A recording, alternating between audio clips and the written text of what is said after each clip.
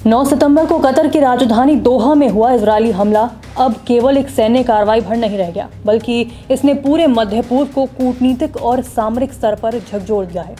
इस हमले में इजरायल ने कथित तौर पर हमास के शीर्ष नेताओं को निशाना बनाया, जिससे क्षेत्र में तनाव बढ़ गया और नए समीकरण बनने लगे।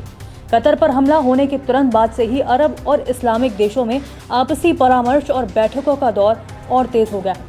सबसे बड़ी प्रतिक्रिया मिस्र की ओर से सामने आई। मिस्र ने साफ शब्दों में कहा कि अगर कतर जैसी कार्रवाई उसकी धरती पर करने की कोशिश की गई तो इसके विनाशकारी परिणाम होंगे। लेबनान के दैनिक अल अखबार के मुताबिक काहिरा ने ये चेतावनी अमेरिका तक पहुंचाई है और इस पर जोर दिया है कि मिस्र की संप्रभुता पर किसी भी प्रकार का उल्लंघन बर्दाश्त नहीं किया जाएगा।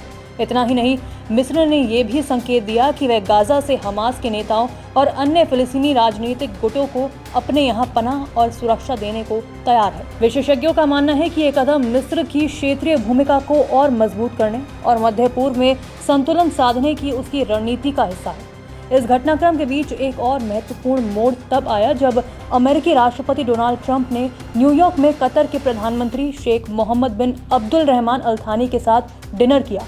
ये मुलाकात ऐसे समय पर हुई जब दोहा में इजरायली हमले को लेकर अंतर्राष्ट्रीय स्तर पर तीखी आलोचना हो रही थी।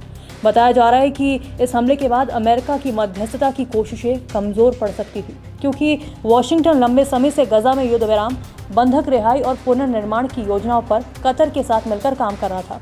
रॉयटर्स की एक रिपोर्ट के मुताबिक डिनर से पहले अल थानी ने व्हाइट हाउस में उपराष्ट्रपति जेडी वेंस और विदेश मंत्री मार्को रूबियो के साथ 1 घंटे लंबी बैठक की थी। इन चर्चाओं में कतर की मध्यस्थता की भूमिका, रक्षा सहयोग और क्षेत्रीय स्थिरता जैसे मुद्दों पर विस्तार से विचार हुआ। खुद राष्ट्रपति ट्रंप ने इजरायल की कार्रवाई को लेकर असहमति जताई और इसे एक तरफा हमला बताया। ट्रंप ने इस मामले पर सीधे इजरायली प्रधानमंत्री बेंजामिन नेतन्याहू से फोन पर बात की।